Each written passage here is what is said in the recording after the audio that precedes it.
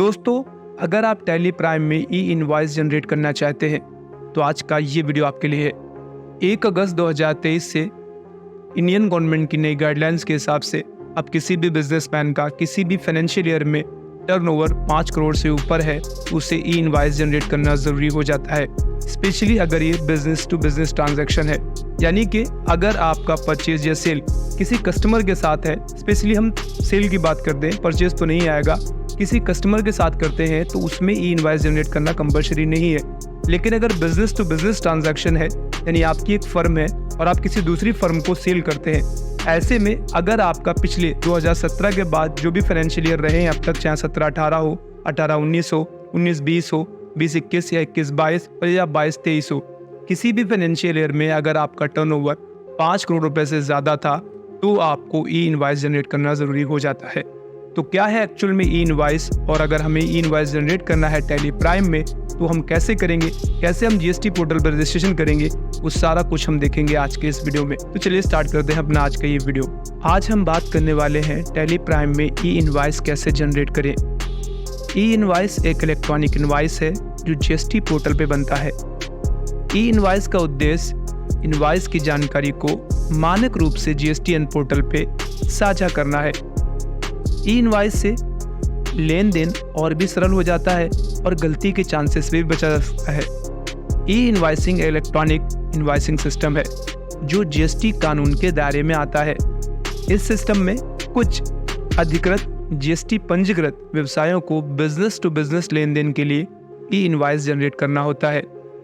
ई invoice generate करने के लिए आपको जीएसटी पोर्टल प्रमाणित करता है और एक अद्वितीय IRN नंबर तथा QR कोड प्रदान करता है। ई इनवॉइसिंग करने के अनुपालन से फायदा ये रहता है कि जब भी आप कोई भी इनवॉइस जनरेट करते हैं तो वहाँ पर वो IRN नंबर और QR कोड जो कि आपको जीएसटी पोर्टल द्वारा प्रदान किया गया है आपको प्रिंट करना होता है। इससे फायदा ये होता है कि उस QR कोड को स्कैन करके कोई भी उस बिल की जानकारी प्राप्त कर सकता है। भारत सरकार ने ई इनवॉइसिंग सिस्टम को कई चरणों में डिवाइड किया था, जिसे सबसे पहले अक्टूबर 2020 से शुरू किया गया था, जहां सबसे पहली बार बोला गया किसी व्यवसाय का टर्नओवर 500 करोड़ से ज्यादा है तो उसको ई इनवॉइसिंग करना होगा। इसके बाद इसमें बदलाव किए गए और 100 करोड़ से ऊपर, फिर 50 करोड़ से ऊपर एंड देन 10 करोड़ से ऊपर, और फाइनली 1 अगस्त 2023 से ये नया नियम आया है कि अगर किसी भी व्यवसाय का किसी फाइनेंशियल ईयर में टर्नओवर 5 करोड़ से ज़्यादा है तो उसे ई इनवॉइसिंग जनरेट करनी होती है। मतलब इसका ये हुआ 2017 के बाद किसी भी फाइनेंशियल ईयर में अगर किसी बिजनेस का टर्नओवर 5 करोड़ या उससे ज़्यादा है तो उसे ई इनवॉइस जनरेट करना कंपलसरी हो जाता है। चलिए अब हम बात करते हैं कि अगर हमें ई इनवॉइस जनरेट करना होता है तो उसके लिए हमें करना क्या होगा। अगर आपको ई इनवॉइस जनरेट करना है, इसके लिए आप कोई भी सॉफ्टवेयर यूज करते हो, आपके पास टैली प्राइम है या इसके अलावा अकाउंटिंग का कोई भी दूसरा सॉफ्टवेयर हो, तो सबसे पहले आपको ई इनवॉइसिंग क्रिएट करने के लिए आपको जीएसटी पोर्टल पे जाके रजिस्ट्रेशन करना होगा, API क्रेडेंशियल जनरेट करने होंगे। तो चलिए सबसे पहले स्टेप में हम देखते हैं कैसे हम API क्रेडेंशियल्स क्रिएट करेंगे। तो पहले हमें जीएसटी के इस वेबसाइट पे आना है जहाँ पर हमें अपने ई इनवॉइसिंग ID पासवर्ड को जनरेट करना होगा। यहाँ पे रजिस्ट्रेशन दिखाई देगा, आप रजिस्ट्रेशन पे क्लिक करें। अब यहाँ पर आपको आपका जीएसटी नंबर डाल के गो पे क्लिक करेंगे। इसके बाद आपके सामने एक फॉर्म ओपन हो जाएगा। इस फॉर्म में आपको कुछ डिटेल्स भरनी है, जैसे कि आपको एप्लीकेंट का नाम देना है, यानी कि आप कंपनी के ऑनर का नाम यहाँ पर दे सकते हैं। इसके अलावा कुछ और भी डिटेल्स है जो आपने जीएसटी रजिस्ट्रेशन के समय डिटेल्स भरी थी वो आपको यहाँ पे भरनी है, वो आप वहाँ से जाकर देख सकते हैं। इसके साथ साथ आपको यहाँ पर आपका मोबाइल नंबर और आपकी ईमेल आईडी भी डाल देनी है। सेंड OTP पर क्लिक करना है, जिससे आपके मोबाइल फोन में एक OTP आएगा। वो OTP आपको यहाँ पे डालकर वेरीफाई पे क्लिक कर देना है। इसके बाद हमें यहाँ पे एक यूजर नेम और पासवर्ड बनाना है। यूजर नेम अपने हिसाब से आप रख सकते हैं और यहाँ पे पासवर्ड एंटर कर दें। अब उसी पासवर्ड को आपको दोबारा से एंटर करके क्रिएट कर देना है। ये पासवर्ड आपकी ई इनवॉइसिंग पोर्टल का यूजर नेम और पासवर्ड बन जाएगा। अब आपको इससे बाहर आना है और बाहर आने के बाद आपको लॉगिन पे क्लिक कर देना है। अभी जो आपने user name and password create किया था, आपको वही यूजर नेम पासवर्ड डाल के कैप्चा फिल करके लॉगिन पे क्लिक कर देना है। लॉगिन करने के बाद आपके सामने एक डैशबोर्ड ओपन हो जाएगा। यहाँ पे हमें API रजिस्ट्रेशन करना होगा, जिसके लिए हम यहाँ पर API रजिस्ट्रेशन पे क्लिक करेंगे। यहाँ पे यूजर क्रेडेंशियल पे क्लिक करें और यहाँ से क्रिएट API यूजर पे क्लिक करें। जहाँ पे रजिस्टर्ड मोबाइल नंबर पे OTP गया होगा वो यहाँ पे डाल दें और फिर वेरीफाई OTP पे आपको क्लिक करना है। यहाँ पे API registration through GSP open करें। यहाँ कुछ डिटेल्स आपको भरने के लिए बोलेगा। API का यूजर क्रेडेंशियल आपका बनाना है, यहाँ पे पूरा करना है, आपको प्रोसेस पूरी करनी है। तो सबसे पहले थ्रू GSP सेलेक्ट करें, क्योंकि हम यहाँ पे टेलीप्राइम का इस्तेमाल करने वाले हैं। हम टेलीप्राइम को सिलेक्ट करेंगे। सिलेक्ट करने के बाद अगर आप नीचे जाएंगे तो यहाँ पर आपको API यूजर नेम क्रिएट करने के लिए बोलेगा। यहाँ पे आपको यूजर नेम क्रिएट करना है API का, और इसके साथ साथ आपको पासवर्ड यहाँ पे डाल देना है। जो भी आप पासवर्ड डालेंगे उसी को आपको दोबारा से डाल रहा है, और डालने के बाद आपको सबमिट पे क्लिक करना है। इससे क्या होगा, आपका API यूजर नेम और पासवर्ड जनरेट हो जाएगा।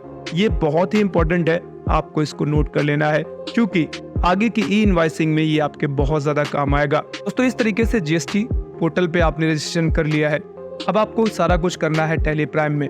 तो हम क्या करेंगे, हम टेलीप्राइम सॉफ्टवेयर को ओपन करेंगे। तो आपको अगले स्टेप में आप यहाँ पे सबसे पहले टेलीप्राइम सॉफ्टवेयर को ओपन कर लेना है। अगर पहले से आपकी बनी बनाई कंपनी है, उसी पे आप ई-इनवॉइस जनरेट करना चाहते हैं तो आप F11 प्रेस कर सकते हैं।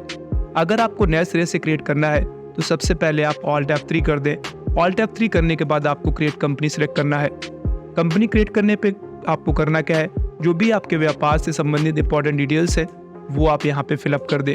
आपको Ctrl A करके सेव कर देना है। अब जैसे आप Ctrl A करके सेव करेंगे तो सेव करने के बाद आपके सामने जो स्क्रीन सामने ओपन होगी, इसे हम कहते हैं कंपनी फीचर्स या अकाउंटिंग फीचर्स स्क्रीन। अब आपको करना क्या है, यहाँ पर आपको कुछ ऑप्शंस को सेट करना है। अगर आपकी कंपनी पहले से बनी हुई थी तो आपको वहाँ पे F11 प्रेस करना है। F11 प्रेस करेंगे तो भी आप इसी स्क्रीन पे आ जाएंगे। अब यहाँ पर आप देखेंगे टैक्सेशन में आपको सबसे पहले GST यानी गुड्स एंड सर्विस टैक्स दिखाई देता है इनेबल। आप पहले वाले ऑप्शन पे यस करें और एंटर कर दें। जब आप यहाँ पे एंटर कर देंगे तो आपको कुछ डिटेल्स भरने के लिए आएगा, जैसे सबसे पहले आपका स्टेट क्या है, आपका रजिस्ट्रेशन स्टेटस क्या है, आप इसको एक्टिव रखें। स्टेट यहाँ पे डाल दीजिए। रजिस्ट्रेशन टाइप में आपको रेगुलर रखना है, और इसके अलावा आपको GST नंबर आपका यहाँ पे एंटर कर देना है। इसके बाद आपका GSTR1 क्या रहेगा, मंथली रहेगा या क्वार्टरली रहेगा, वो सेट कर दीजिए। अब नीचे आप यहाँ पे देखेंगे आपको ई-इनवॉइसिंग एप्लीकेबल, जो कि नो होता है बाय डिफॉल्ट, आपको उसको यस कर देना है। आपका ई-इनवॉइसिंग कब से एप्लीकेबल है, आप यहाँ पे वो डेट डाल दीजिए। डेट डालने के बाद आपका प्लेस क्या है, कहाँ से इनवॉइसिंग शुरू हुई थी, वो डाल दीजिए। इसके बाद आपको ई-वे बिल जनरेट करना है नहीं करना, उसके हिसाब से आप यहाँ पे यस या नो कर दे। क्योंकि इस पे मैं पहले से वीडियो बना चुका हूँ तो मैं फिलहाल इसको रहने देता हूँ। इतना करने के बाद आपको Ctrl A करके इसको सेव करा देना है। इसके बाद आप बाहर आएंगे, सेकंड नंबर पे देखेंगे टैक्सेशन में ही आपको set alter company GST rate दिखाई देता है। इसको आप यहाँ से यस कर लें एंड देन इंटर प्रेस कर दें। इंटर प्रेस करेंगे, कुछ डिटेल्स फिर आपके सामने ओपन हो जाएगी भरने के लिए, जिसमें सबसे पहले आपको HSN यानी SAC डिटेल्स भरने के लिए बोला जाएगा।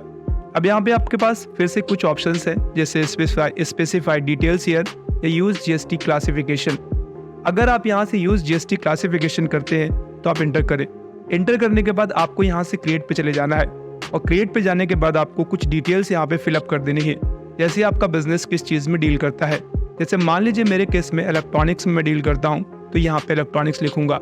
इसके अलावा जो भी HSN कोड होगा वो मैं यहाँ पे भरूंगा, और GST रेट जो भी रहता है, जैसे मैं एग्जांपल के तौर पर यहाँ पे 12% डाल रहा हूँ, आपका जो भी होगा आइटम आप उसके हिसाब से यहाँ पे डाल के Ctrl A करके सेव करा दें। अब सेव कराने के बाद वही आपको यहाँ पे सेट कर देना है। सेट करेंगे तो ऑटोमेटिक आपका HSN कोड अब भर जाएगा।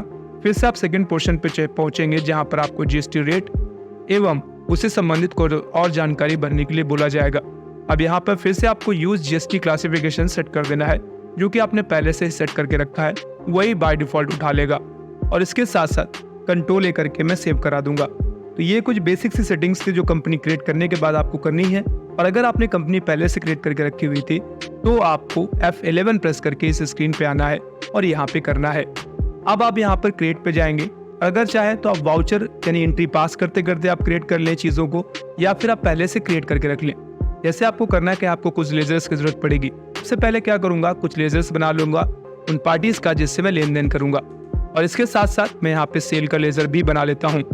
इसके अलावा मैं यहाँ पे GST का लेजर बनाऊंगा। अगर पार्टीज सेम स्टेट से बिलोंग करती हैं, जैसे मेरी फर्म मान लीजिए यूपी के अंदर की है और जिसको मैं माल बेच रहा हूँ वो भी यूपी के अंदर का है, तो CGST और SGST कोड किया जाएगा। लेकिन अगर दोनों का स्टेट अलग अलग है तो ऐसे में हमें IGST कोड करना होगा। तो वो डिटेल्स भरेंगे और यहाँ से हम इनको सेव करा देंगे। सेव कराने के बाद अगला काम जो आपको करना है, आपको आइटम क्रिएट कर लेना है। अब इस तरीके से आपने क्या किया, आइटम बना लिया और लेजर बना लिए हैं। लेजर में आपको ध्यान रखना GST का लेजर भी बना लेना है। अब थर्ड नंबर पे आइए वाउचर पे। जैसे आप पहले सेल्स की एंट्रियां करते रहे हैं, आपको वैसे ही एंट्रियां पास करनी है।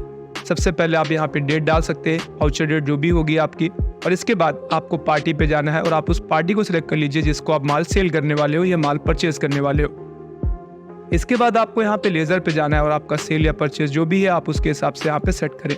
एंटर प्रेस करते हुए आगे बढ़ जाइए। अब यहाँ पे जो भी जानकारी आपसे मांगेगा वो जानकारी आप यहाँ पे भरते जाइएगा। साथ साथ अब यहाँ पर आपको आइटम सेलेक्ट कर लेना है, जिस भी आइटम को आपको यहाँ पे सेल या परचेज करना है। इसके बाद आप उसका प्राइसिंग डाल दीजिए, कितनी क्वांटिटी आपको बेचनी है वो डाल दीजिए और एंटर प्रेस करके आगे बढ़ जाइए। अब यहाँ पर आपको करना है क्या है, आपको यहाँ से अब इनपुट CGST, SGST या फिर जो भी है आपका, अब वो यहाँ पे सिलेक्ट कर ले। अगर आई है तो आई सिलेक्ट कर ले, अगर आपका स्टेट चेंज हो रहा है तो। और इसके बाद जैसे ही आप आगे बढ़ेंगे तो आपसे ई इनवॉइस जनरेट करने के लिए बोलेगा, तो आप यहाँ पे यस करें। यस करने के बाद कुछ डिटेल्स आपसे मांगेगा, वो आप सिंपल सी डिटेल्स यहाँ पे भर दीजिए। भरने के बाद आपको यहाँ से कंट्रोल ले करके आगे बढ़ जाना है। सिंपली जैसे आप एंट्रियाँ पास करते रहे वैसे ही पास कर दीजिए। पास करने के बाद जो फाइनल आपकी एंट्री पास हो जाएगी, अब आप इसको प्रिंट करके देख लीजिए। उम्मीद करता हूँ दोस्तों आपको ये वीडियो पसंद आया होगा। अगर आपको ये वीडियो पसंद आया है तो वीडियो को लाइक कर दीजिए, चैनल को सब्सक्राइब कर दीजिए और बेल आइकन पे हिट जरूर कर दीजिएगा। बहुत जल्द मिलेंगे, तब तक अपना ख्याल रखिएगा। Bye bye and take care.